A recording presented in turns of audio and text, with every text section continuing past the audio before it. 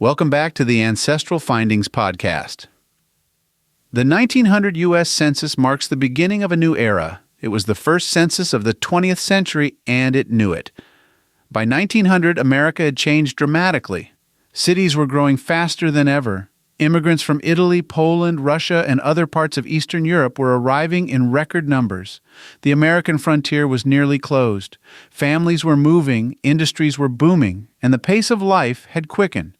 This census tried to capture all of that, and for genealogists, it's one of the richest federal records available. With just one census page, you can estimate a birth date, find an immigration year, see how many children a woman had, and even figure out how long a couple had been married.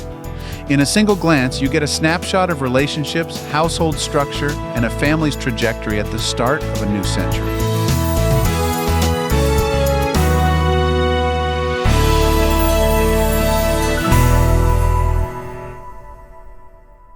Unlike earlier censuses, the 1900 census didn't just ask for ages, it asked for birth months and birth years. That detail alone helps solve age inconsistencies across previous decades. If someone's age is unclear in earlier censuses or differs from other records, this one usually helps anchor it. It also asked each married woman how many children she had given birth to and how many were still living.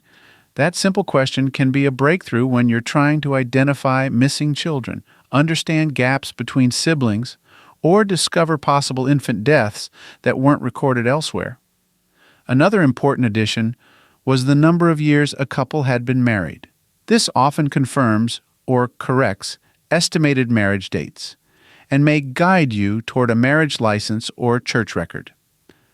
The 1900 census includes birthplace, not just for the person being recorded, but also for their mother and father. That wasn't new. It had been included in earlier censuses. But what made it more powerful in 1900 was how it combined with other questions.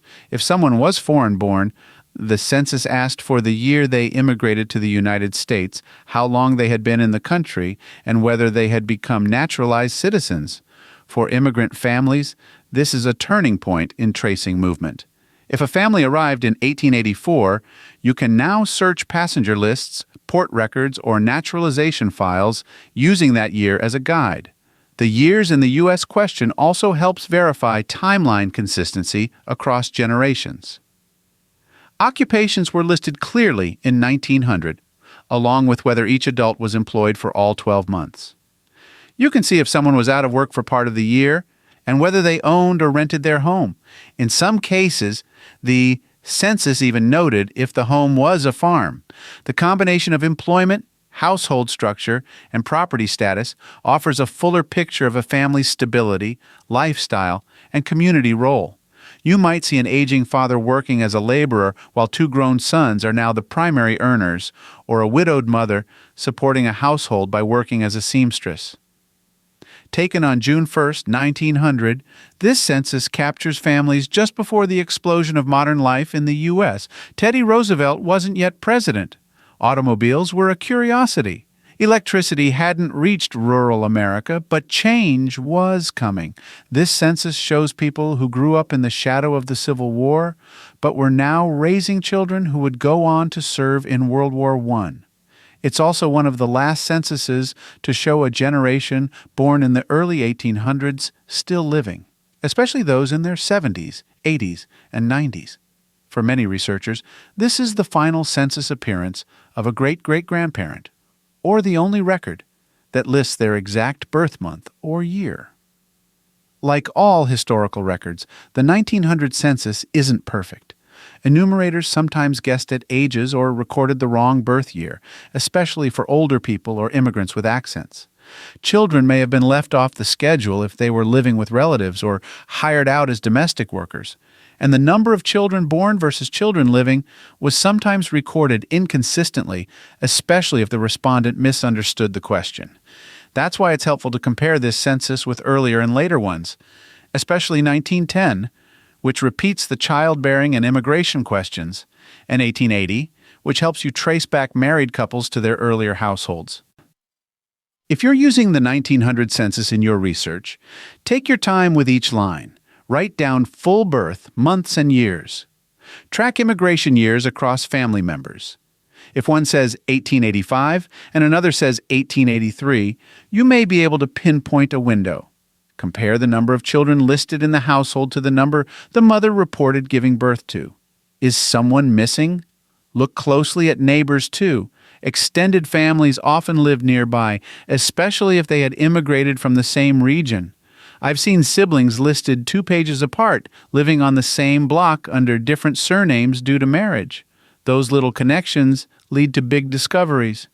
If a woman is listed as having given birth to 6 children, but only 3 are in the home, begin looking for deaths, burials, or other households with familiar names and birthplaces.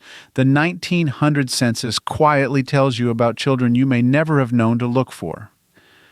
The 1900 census isn't just a set of answers, it's a doorway.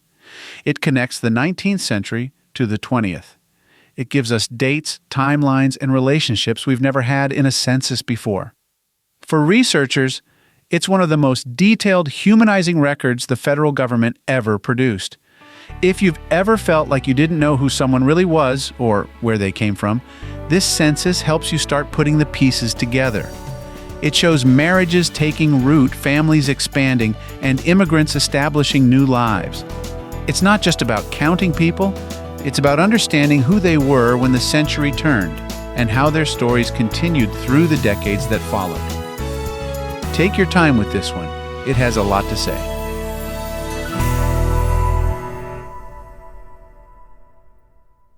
If you've got a hard-to-find ancestor you're stuck on, I'd love to hear about it.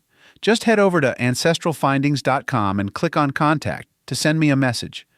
While you're there, take advantage of our free weekly genealogy lookups. Explore thousands of articles and enjoy hundreds of podcast episodes.